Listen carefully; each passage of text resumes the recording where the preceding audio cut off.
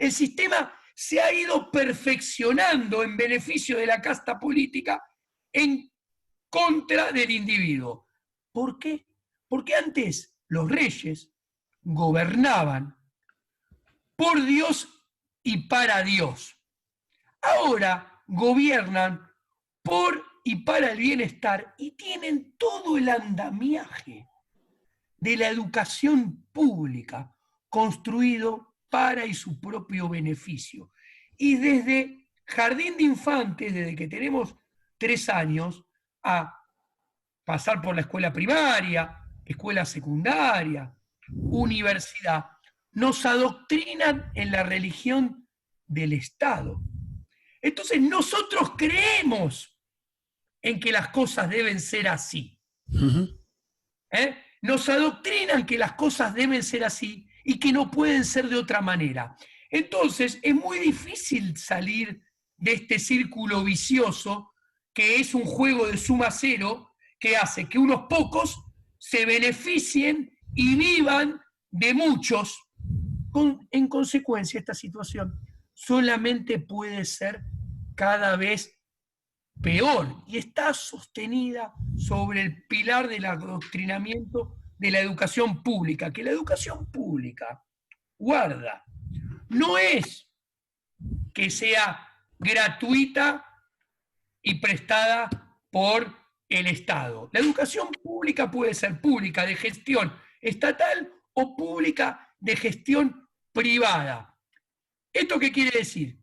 Que es pública si hay un ministerio que dice que qué te tienen que enseñar, en qué cuantía te tienen que enseñar, de qué forma, en qué tipo de establecimientos, bajo qué tipo de profesores, qué bibliografía tenés que leer, qué manuales tenés que leer. Entonces, ¿y sabes qué? Esto no se arregla ni siquiera con vouchers educativos, porque si yo pongo vouchers educativos, pero los ministerios dicen 100% qué, cómo y cuánto tenés que estudiar, ¿qué hacen? Atentan contra la diferenciación. Y si todos te terminan enseñando igual, porque un ministerio te lo exige, que eso para formarte el plan de estudio, el voucher pierde su principal potencial como herramienta de educación, que es fomentar las diferencias y que el consumidor, la familia, el estudiante, elija a dónde ir. Entonces, los establecimientos educativos se esfuercen por diferenciarse. Si todo es lo mismo porque hay un ministerio de atrás, en realidad el voucher lo que termina siendo solamente es que, bueno, le doy la plata a la demanda en lugar de dársela a la oferta. Pero toda la oferta es lo mismo. Desde chiquitos nos enseñan que el Estado, mira la frase que te voy a decir, nos enseñan detrás de bambalinas, o sea, sin que nos demos cuenta, y no de manera tan explícita, que necesitamos un seguro contra nuestros fracasos. Y que ese seguro contra nuestros fracasos tiene que ser papá Estado. ¿Ok? Que necesitamos un Estado que elija ganadores y perdedores. Un Estado que nos tiene que proveer. Como si nosotros fuéramos infelices idiotas que no nos sabemos procurar lo que primero necesitamos y después lo que queremos, que se lo debemos pedir a un tercero ajeno, todopoderoso, que se llama Señor Papá Estado. Y eso en el fondo es miedo, es infligir miedo desde el aparato represivo del Estado ejercido a través del adoctrinamiento de la educación. Porque la educación va contra la libertad. La educación que recibimos desde chiquito es una educación anti-libertad.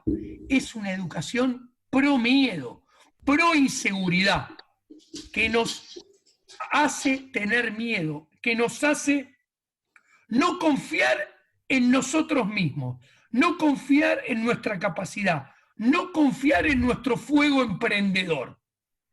Y ese es el origen que nos termina impactando en nuestra psicología, que era tu pregunta. Porque Si día a día, todos los días, nos obligan a meternos en un establecimiento educativo con una educadora que no conocemos, que es una don nadie, que nos la ponen todos los días, 6 horas, frente a nosotros, que nos enseña eso y nos martilla con esa idea en nuestra cabecita desde chiquita, todos los días, y seguramente va a terminar siendo exitoso, vamos a terminar siendo todos unos miedosos, unos inseguros, vamos a terminar siendo personas que no vamos a ser emprendedoras y que vamos a pedir a gritos un Estado paternalista que figure como seguro de cambio ante nuestro fracaso. Estudien, que lean mucho por su cuenta, que se aprende mucho más en la educación informal, en la mesa de luz de su cuarto, que en la educación formal.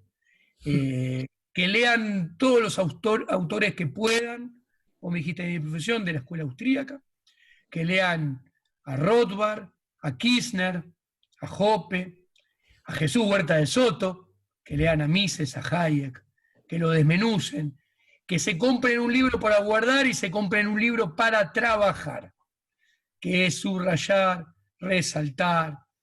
Yo creo que es el camino a alguien de mi profesión